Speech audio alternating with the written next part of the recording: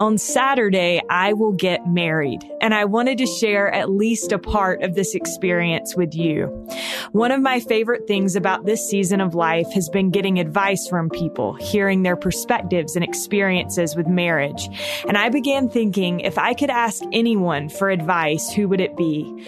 I immediately thought of Ardeth Kapp. I met Sister Kapp a couple of years ago when I wrote an article about her for LDS Living, and since then, she has been a dear friend. At 90 years old, she represents so many of the things I would like to be. So I hope you'll sit with us for the next little bit. You'll notice you can occasionally hear the wind chimes in Sister Kapp's backyard. So just pretend that you're sitting with us at her kitchen table, the sunlight coming through the window, and we will enjoy Sister Kapp's wisdom together. Ardeth G. Kapp served as General President of the Young Women Organization of the Church of Jesus Christ of Latter-day Saints from 1984 to 1992. She served with her husband Heber B. Kapp as he presided over the Canada Vancouver Mission. She also served as matron of the Cardston Alberta Temple. She has been a member of the Church Curriculum Planning Committee and the boards of the Church Educational System, Deseret Book Company, and the Deseret News Publishing Company.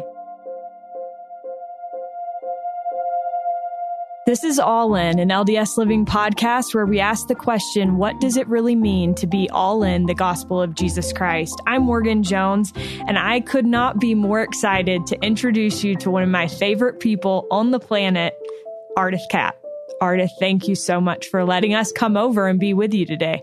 It's a privilege for me. Thank you.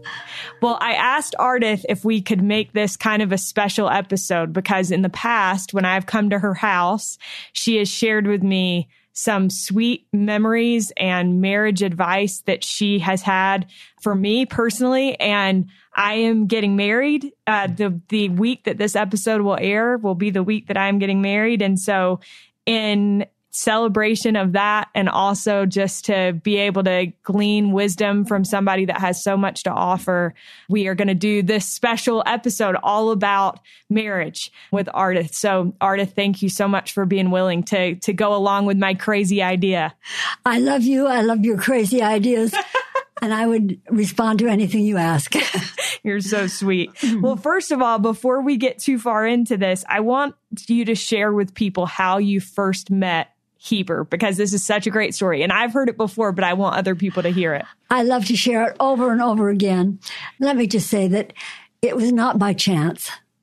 It was one of those things that you don't recognize the significance of it until later. But let me just tell you that I was 16 years old. I lived in a little town of about 250 people, about 20 miles from the Cardston Temple. And for the first time ever, 3 provinces were putting the missionaries together. British Columbia, Alberta, and Saskatchewan were coming to the Cardston Alberta Temple. The missionaries were coming, and we were all so excited about it. It was historic in nature. But they needed a place where the missionaries could stay overnight. My dad was the bishop, and of course he was eager, and he says, we're going to have some missionaries come to our home. And he says, but I don't want, you need to be here, Artie. You need to be here because my mom was in the hospital. It wasn't really serious, but she wasn't there. And he said, you'll need to fix supper for the missionaries. And I thought, those old men? I mean, we only knew missionaries that were old because the younger ones were in the military. And I said, Dad, do I have to do that? And he said, well, you decide, but I've learned to trust you. And I've learned that you've learned to be obedient. And then I learned when obedience ceases to be an irritant and becomes our quest, at that moment, God endows us with blessings. So that was a tender time because I said, okay, Dad, I'll stay home from the dance in Cardston and fix supper for these old men. And my brother went into town to get these dear old men. And I was fixing tomato soup and grilled cheese sandwiches. Our town was famous for its cheese factory. And so the car drove up and these elders got out. They weren't all old men. They were young. Most of the boys in my town were relatives. These were young boys that were not relatives. And I'm 16. Well, enough of that. But I just was so impressed with the spirit that they carried. One particular was very impressive because he had eye contact with everybody who was speaking, and he was more concerned about what others were doing than what he was doing, even though he helped me do the dishes. But it was just so special, and they stayed one night. And I knew he was stationed in Red Deer as a young missionary.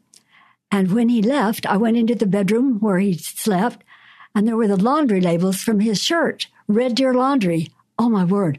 I grabbed those laundry labels, took them out, and I've still got them. And I put them in my journal, and I just wrote in there, someday I'll just pray that I'll get to iron his shirts. And it worked out. I have to confess that years later, I started sending them to the laundry. When I look back, that principle has been repeated many times when I felt like, oh, do I have to do this? And then I'd look back and think, oh, I'm so glad I did. Yeah, absolutely. I completely agree. So you said that there were certain things that impressed you about Heber right off the bat. He made eye contact. He seemed more concerned about others than himself. Over time, as you got to know him more and more, what would you say, in the end, would you say are the things that you love most about Heber? I loved the consistency in his trusting people. I loved his humor. Everybody liked his humor because he could handle serious things in a positive way and still maintain a sense of his responsibility, but concern for the other person, really. So many people say to me, oh, I just love Heber. I love his sense of humor. And he always had a plan. He'd plan with a purpose. What is it? Instead of saying, what should we do? Even if it was going to a party or a trip, not what should we do, but what do we want to have happen? And then when we'd have that experience and we'd come home and kind of process it, we say, so did what we want to have happen? And I said, well, partly. Well, what about the part that didn't happen? He says, well, what did we learn from it?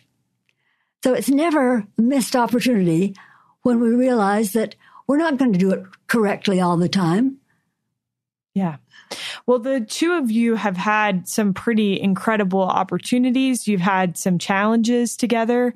I think that that's an important thing to note. I think, serving together as temple presidents and mission presidents, right? And then your service as young women general president.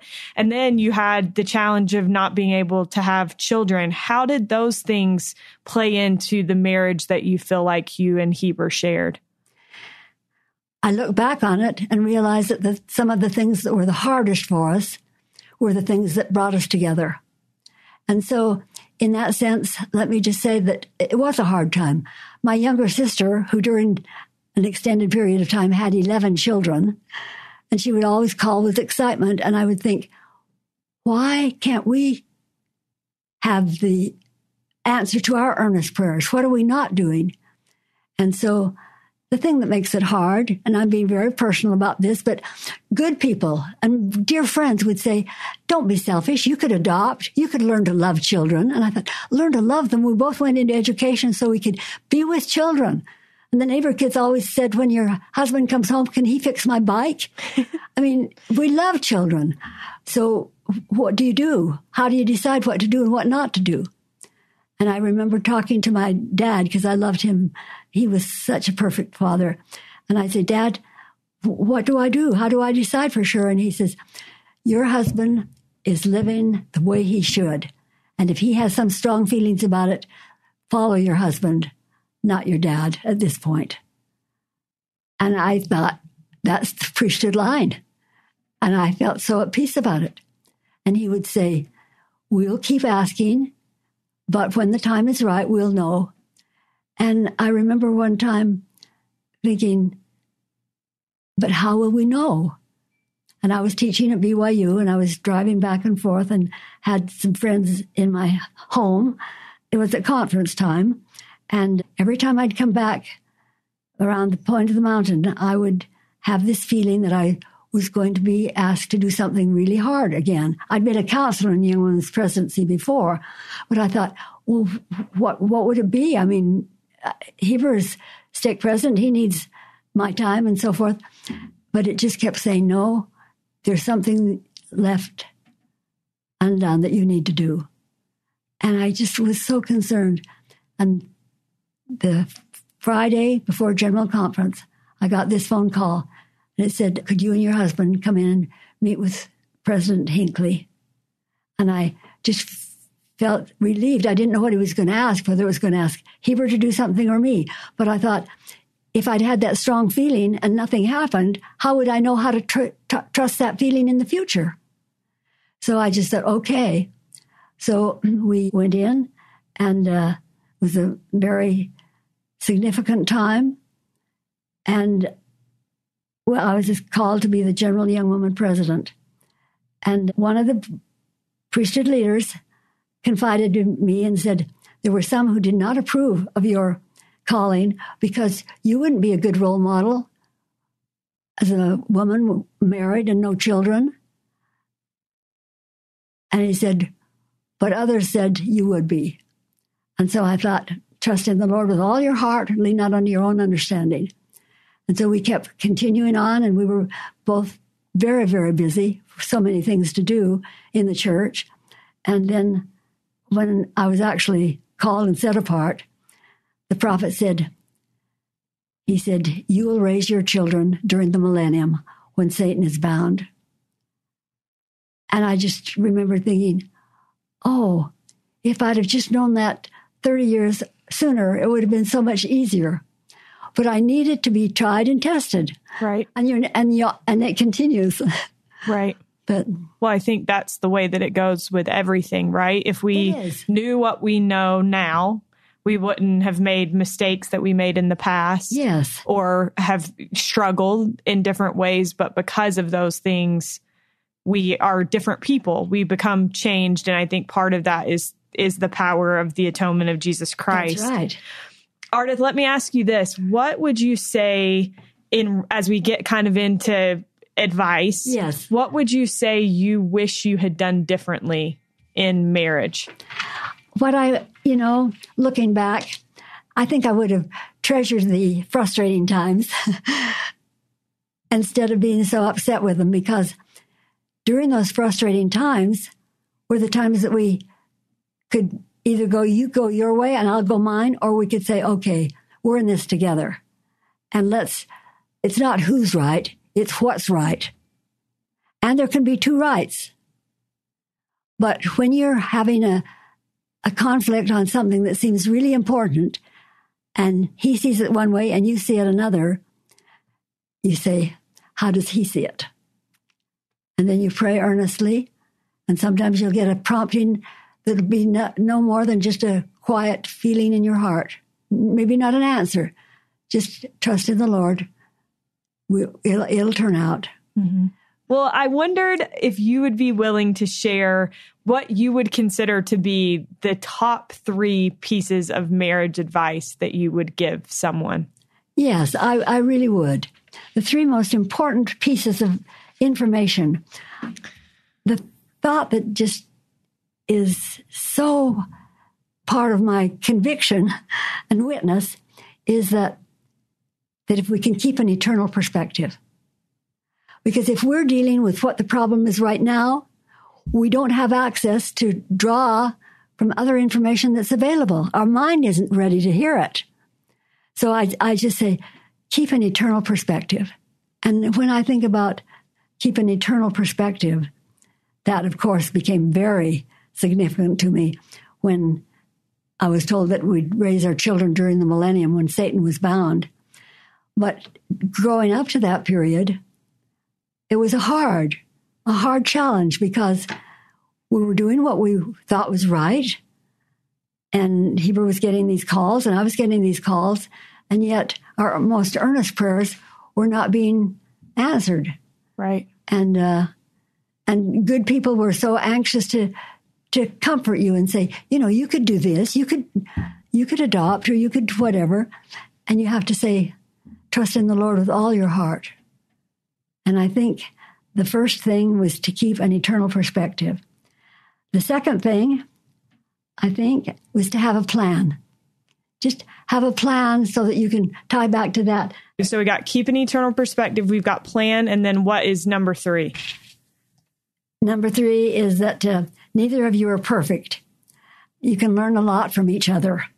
In a covenant relationship with the Lord, we think the two of us can make it together.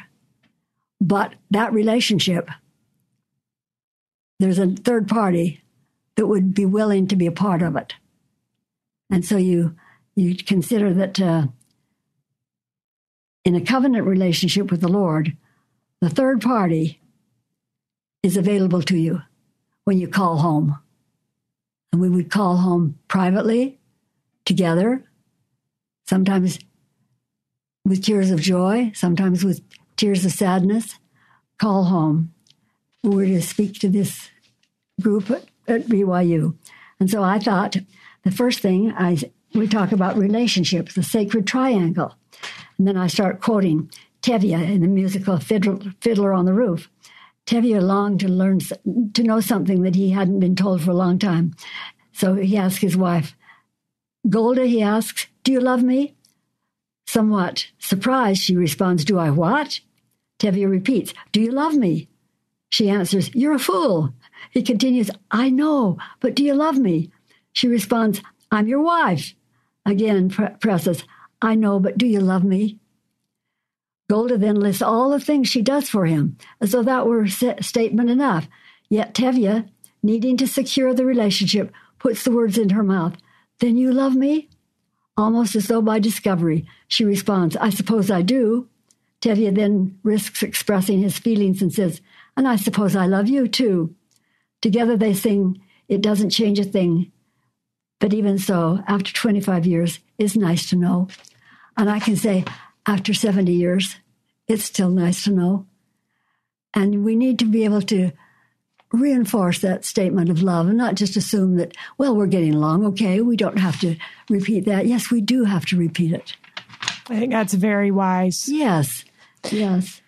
Ardeth, I wondered, so you have shared with me before that you have this box of letters that you and Heber wrote to one another over 50 years, right? Yes. So I wondered if you could tell us a little bit about that for those that will not have the opportunity like Derek and I to be so lucky to sit in your home today. But if you could tell a little bit about your love letters box. I'd be happy to. It's really precious and becomes more precious all the time. And we had it for years. And so we started writing these love letters. And they started out, pages and pages. Some of them are just handwritten. Some of them are typed. Some of them are funny. Some of them are sad. But we had a copy of this from a magazine somewhere, and it's called We Had the Love, But I Long for the Letters. And so this brother here, this man, he'd lost his wife, and of course he still loved her.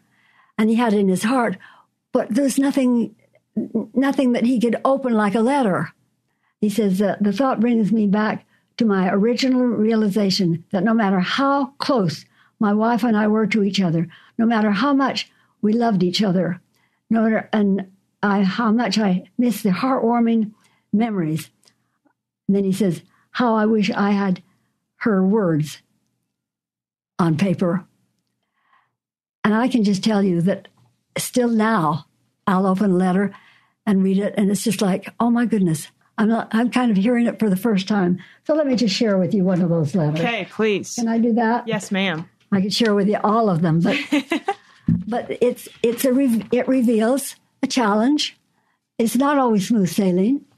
So he says, Artie, darling, I love you more by far than your mortal mind or heart will ever know or have the capacity to believe. I am most sorry to have upset you when I have made suggestions of which I hoped might strengthen our interactions together. Twice now, you've described those overtones to be, you've just undercut me and destroyed some of my self-confidence. For that happening, I apologize most completely. and wholeheartedly. I promise to try to not let that ever happen again. Surely, with thousands of loyal admirers and supporters, and most important, your Heavenly Father, you won't allow yourself to fall into what Satan whispers in your mind to be allowed to stay there. You're a daughter of your Heavenly Father. He loves you, and you love him. That must outweigh everything else.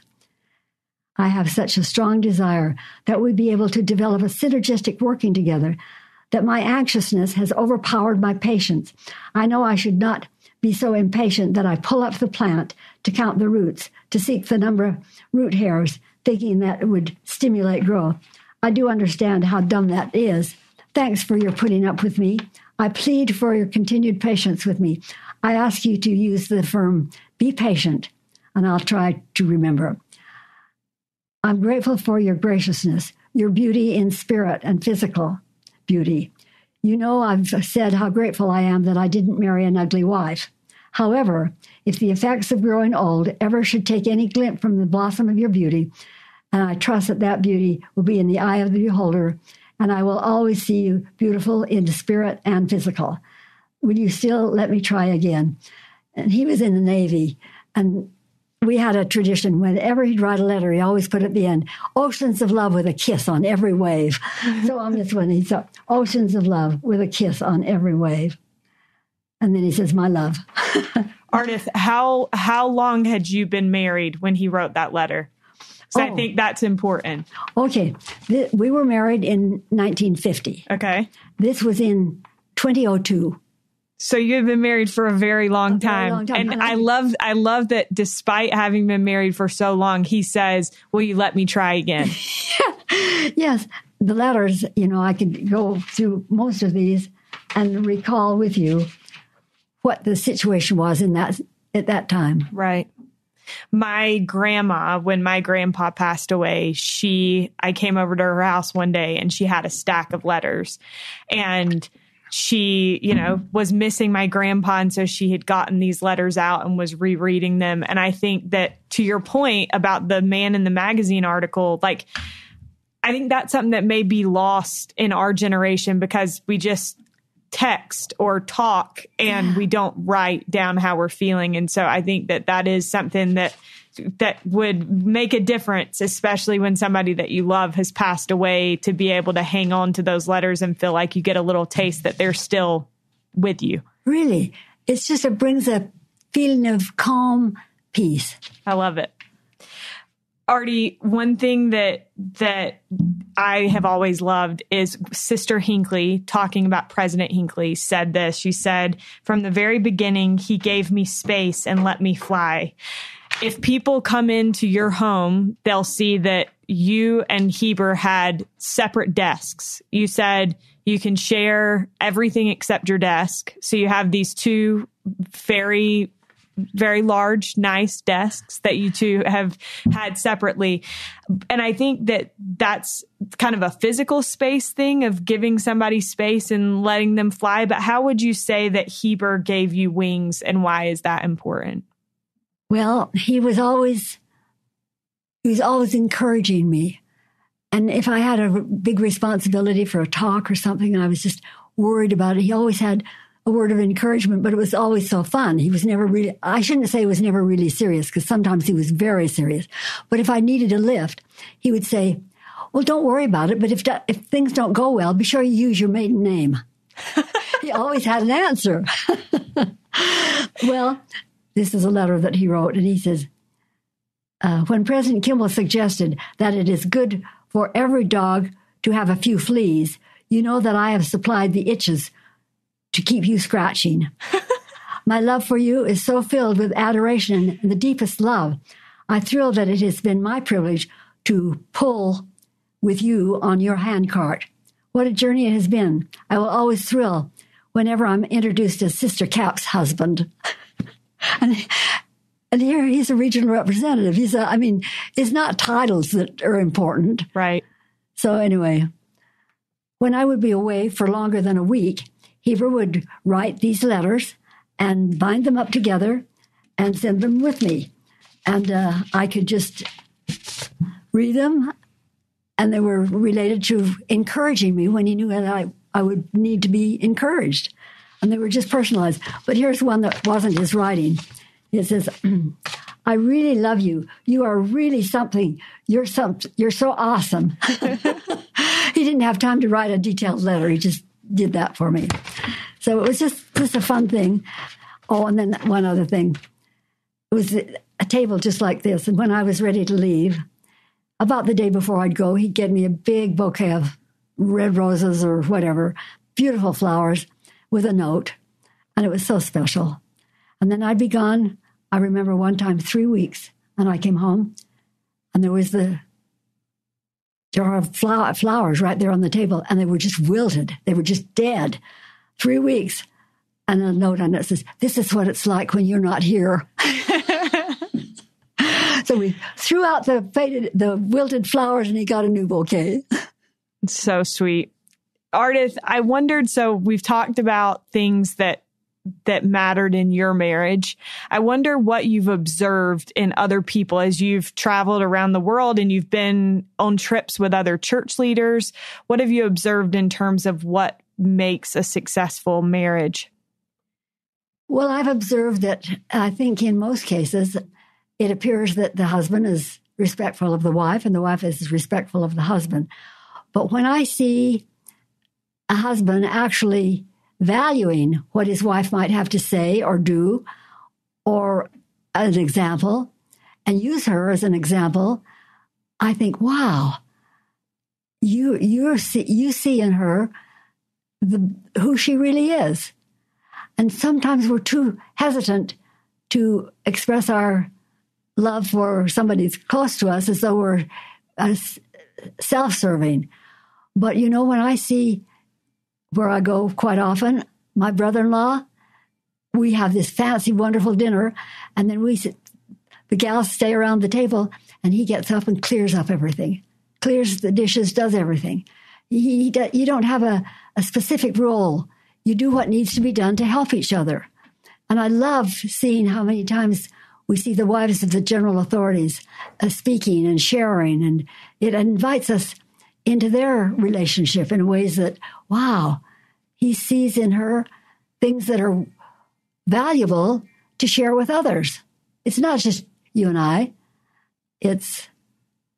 We've learned some things, and let me share with you how it works for us. Right. So, in today's world, even to see a man at the grocery store go around and open the car door for his wife is, I think, wow, she's got him well trained. But I think he was trained probably by his mother. Yeah. I have the privilege and opportunity of knowing some of the general authorities in kind of a close way. Jeff Holland was on the High Council when Heber was stake president, lived in our ward. Pat Holland was my counselor when I was first Young Women's president. I've watched Jeff and Pat, and I say that with reverence. When I write to them now, I still say Elder and Sister Holland. But in my heart, I see the perfect example of those who are going through hard times, challenging times, testing times at the highest level, and yet radiate a countenance of spirituality and conviction, even in hard things, that just allow you to drink from their example and feel like I'm not like they are, but I'm like I am, and I can strive to be like they are. It's beautiful. Sister Kapp, and people probably have noticed that I go from saying Ardeth to Artie to Sister Kapp. Ardeth likes to be called Artie. Absolutely. Absolutely. So I need to clarify that. Yes. They don't think I'm being disrespectful. How would you say that your marriage enriched your life or continues to enrich your life? It gives me an eternal perspective. Whatever the crisis is for today, for whatever it is, I'm not alone. And even now that Heber's already graduated, I never feel like I'm alone. And I think the whole basis, the very foundation of this whole beautiful reality comes because of our covenants that were made in the temple.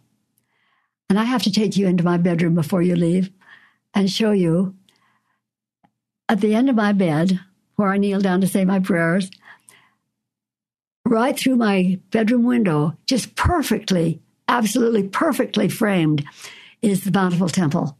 And at night, that bright light is so bright.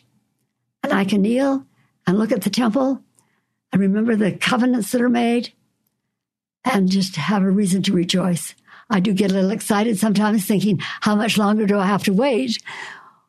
But I don't feel alone. Ardeth, if I remember correctly, there used to be some trees that blocked your view of the Bountiful Temple, and then a storm came and blew them over, right? Yes. I'm glad. Can I share that with you? Yes, please. Well, Heber was a builder, and he built several homes, but the home that we're in now, it's a beautiful home, but the Bountiful Temple was covered with a huge tree. I mean, it was close enough that we couldn't even see it. You could see a little of the light, but that was all. And I just remember thinking, and this was when Heber was still around, and I thought, Heber, couldn't we hire somebody to move that tree? Couldn't we pay them to let us move it? I'd pay any price. And he'd say, you don't pay a price to take somebody's special possessions. And I thought, oh, my word, okay. And I'd keep looking and think, oh, I wish. About 2 years ago, we had this 90-mile-an-hour wind came by. It just swept that tree right away. And I didn't see that other trees were gone, but that one was gone.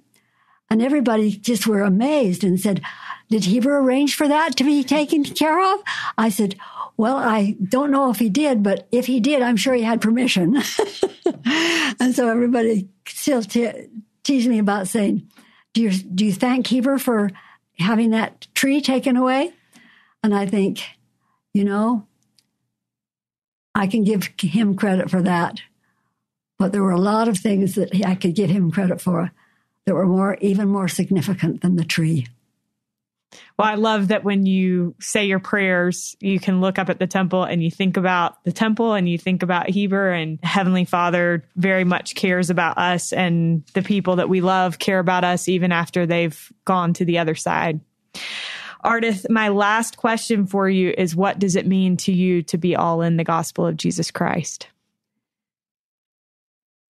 That is a question that really I try to ask myself every day, so that your motivation, your priorities, you hunger and thirst to know what you should be doing or could be doing that would make you even more qualified for the blessings that are promised. I think I will be all in when I can say what Heber said when he was ready to go. And he said, I'm excited about leaving mortality. It is time to go, and I want to start my work on the other side. We've had a rich and wonderful life, and I have no regrets because I've done what I came to do. And so I feel the same way. I really do. I hope I can keep being an example or being a help to somebody, but I feel like I'm ready to cross the bar. And so because Heber had such a fun sense of humor, I thought I should share this with you.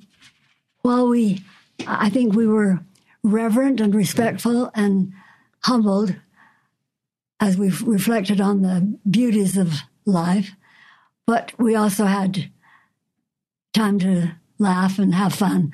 And so as we were nearing the end of time, we went up to Old Faithful Geyser, and Heber took this picture of Old Faithful, and we wrote on his card, we're old and we're faithful and we spout off regularly. So that, I don't know if he's still spouting off. I don't think he is, but I'm trying to do whatever it is I need to do so that I can be there with him. I love it. Artie, you are such a wonderful person, and it's such a joy always to be able to be with you and to be in your home, and there's such a sweet spirit here, so thank you so much for letting us be with you, and thank you for sharing so much good advice. We are so grateful to Ardeth Kapp for joining us on today's episode. If you'd like more wisdom from Ardie, she has written lots of books, many of which you can find on DeseretBook.com. Thanks to Derek Campbell for his help with this episode and for being a joy to have sit in on these interviews. And thank you so much for your continued support.